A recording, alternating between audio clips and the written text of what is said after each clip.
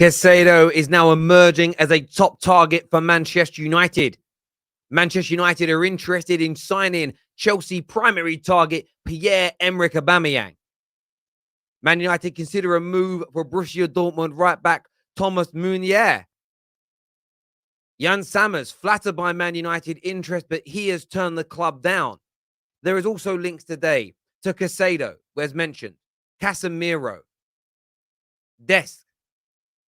The list goes on. Manchester United's incoherent, inconsistent, unplanned scattergun approach continues.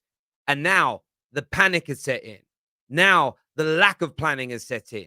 Now the abomination, which is the running of the football club, is there, is obvious, is clear for everybody to see.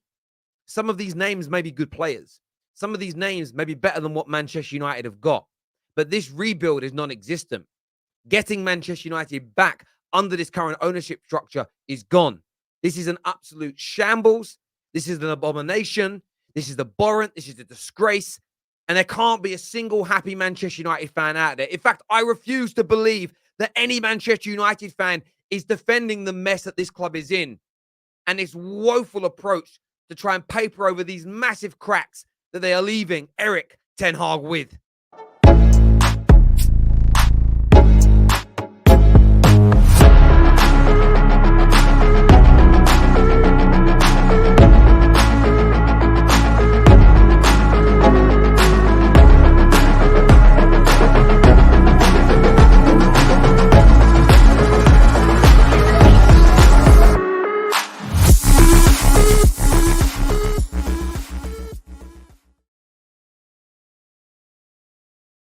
Manchester United have had a clear approach for the majority of the summer.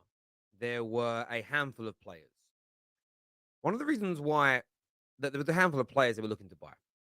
One of the reasons why whenever a new regime, new manager, anybody new involved at Man United, we're using Myrtle and Fletcher now. We're not using Judge and Woodward.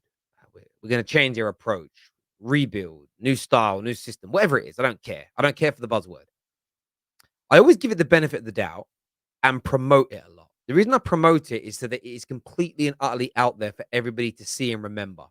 Because what happens if you don't is previously held promises, previous things made and said to you by the football club go unnoticed, fall beneath the cracks. And everybody just listens to the new headlines, the new stories, and forgets what has previously been promised to us as fans. So I don't do that. I put things right out in the open. And this summer we were told we're only going to sign the right players. Ten Hag said, that's Ten Hag's approach. I only want the right players at the football club. So they chased a finite amount of individuals.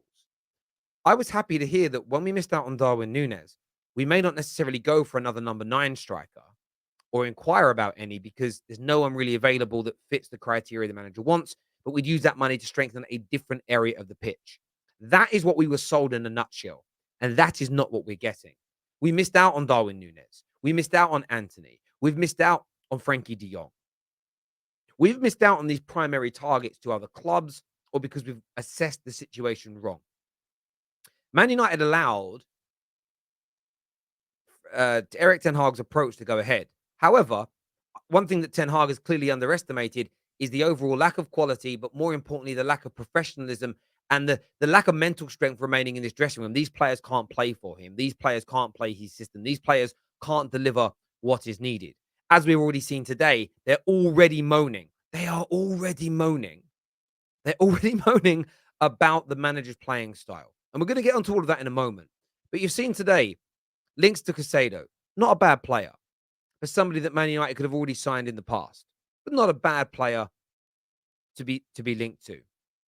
Reportedly now trying to chase Pierre-Emerick Aubameyang, trying their best to scarp at any move that Chelsea may make for the football player. A complete and utter waste of time. A player that doesn't want to come to Manchester United. A player that will not be saying yes to Man United in any way, in any shape or any form. But Man United see it fit to start to approach him. Just waste time, energy, and money going after an individual that does not want to come and play for Manchester United. You know, he's still deliberating over whether or not he wants to move to Chelsea Football Club. You then get this link here to Thomas Meunier. Now, a good player, a decent football player. But why now? These are players that would seemingly affordable. You're talking. I've read somewhere that we could pick him up for about £15 million. Could have done that weeks ago. Why are we leaving it until now? Jan Summers has rejected Manchester United. We're looking for a backup goalkeeper.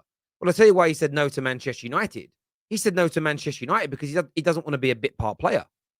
He doesn't want to be a bit part player, and we're not going to drop David De Gea. So backup goalies are going to say no. What's the point? You've had other good quality Romero, good quality Henderson goalkeepers at the club, and no matter how many mistakes David De Gea makes, the club doesn't drop him. So why am I going to come and risk my position at the World Cup? Why am I going to come and risk my first team possession for maybe a little bit more money to play for a Finnish football club, a fallen giant, where I'm never going to get the opportunity? The way we are run and way we are structured is coming home to roost.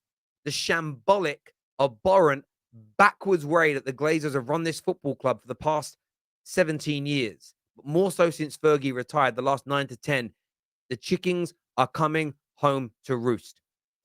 And lo and behold, what do we see?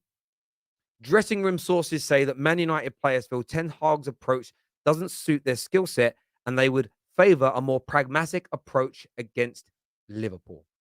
Now, what is so upsetting, so upsetting about this situation is the players have been doing this at Manchester United. The players have been making these ridiculous claims now for a long time. They did the exact same thing under Ralph, the exact same thing under Oli, the exact same thing under Jose Mourinho. This group of players, some of them were doing it under LVG, they're still here.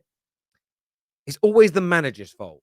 The manager plays the wrong system. The manager plays the wrong style. The manager isn't getting the best out of me. There's no adaptation. There's no working hard in the new system. That's what we saw with Ralph. First game, there was promise. Players didn't want to work that hard. The modern day game is about running. The modern day game is about perseverance. The modern day game is about high levels of fitness. And these players are too insubordinate and lazy to do it. And the reason that I bring this up is because it leaves Man United in a very precarious position, a very dangerous position.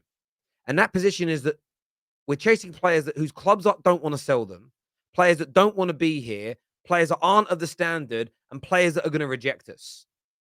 Let's not mention Casemiro is going to say no. Very unlikely to say yes to Manchester United. We may end up with Dest from Barcelona, but he isn't going to make a great dent into our team. Multiple midfielders are needed. Multiple attackers are needed. And we're not going after anybody that's interested. You've got a player like Gakpo we could seemingly get. Gone quiet. Nothing's happening. There's less than 2 weeks of the window remaining, and we're not making any inroads. We're not trying to we're not doing anything tangible. We spent 10, 11 days chasing Rabiot just to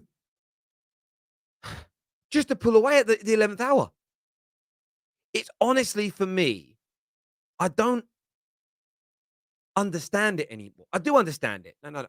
Let me rephrase it, because I'm frustrated here. I understand what's going on at Man United. This club is run terribly. And what you're seeing happen to Erik ten Hag is the burning of candles at two ends. They allowed him to have his approach. At the same time, he's seeing how bad this current crop are across mentality and ability combined. The two are now meeting in the middle, and Man United are fucked. Absolutely, categorically fucked. Excuse the language, but it's the truth. Ten Hag should probably never have been allowed to chase one or two players for the majority of the summer. Equally, the club should have got and made Ten Hag listen to what Ralf Rangnick told us all. Ralf Rangnick, in fairness to him, was saying that people like myself have been echoing for a long time. As much as the ability needs to improve, there's a mentality issue at Man United, a work rate issue wrong at Manchester United that needs to be addressed in every single which way, shape, and form. The due diligence, the message by the Man United board has let the new manager down again. This is where the club needs to be run properly. Listen, Mr. Ten Hag, we know what you want to do, but trust us, this squad is not going to allow you to do that.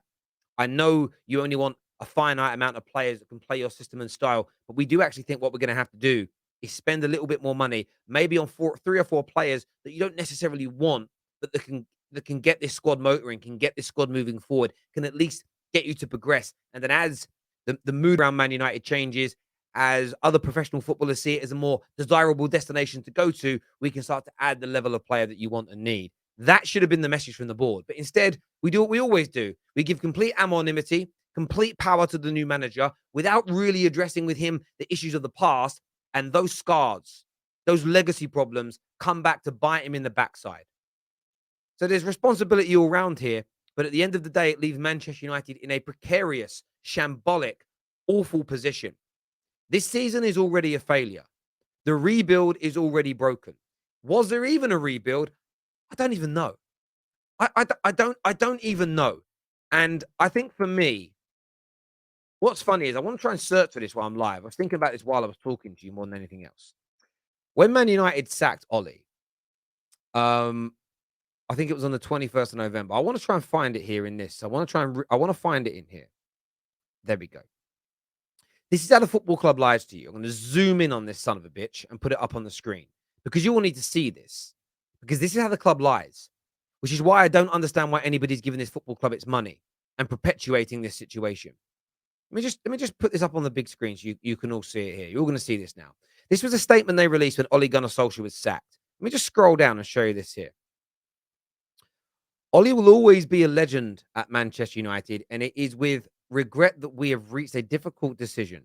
Whilst the past few weeks have been disappointing, they should not obscure all the work he has done over the past 3 years to rebuild the foundations for long-term success.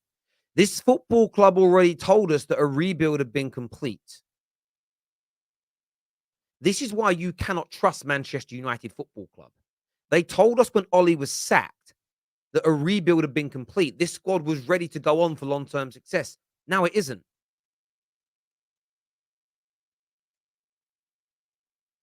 Liars and charlatans. And all I ever see from Man United fans is excuses made, excuses made, excuses made. And I've just simply had enough of it. I've had an absolute enough. And I'm sitting there watching all these transfer rumors come in. And yesterday, we heard Casado, heard Casemiro. I think, okay, well, it's a couple of new midfielders. But the amount of players we're now going for tells you zero plan and almost zero care on who we get. It's right, okay, if Muniz says yes first or Des says yes first, we'll go whichever one says yes first, just so we can get new players through the door. They are going to pretend to us that a real rebuild is taking place. When it fails, they'll tell us the rebuild was complete and the new manager is going to take us on to the next level. And then they're going to start all over again, hemorrhaging the club's money, never moving forward, and taking each and every single Man United fan for mugs, because they'll keep buying the new kits, they'll keep renewing their season tickets, and they'll keep buying sponsors' products. And yes, there's talk of pressure now being on the Glazers to sell. I'll be fully convinced of that when I see it. Man United fans, stand up, push back, because this is an absolute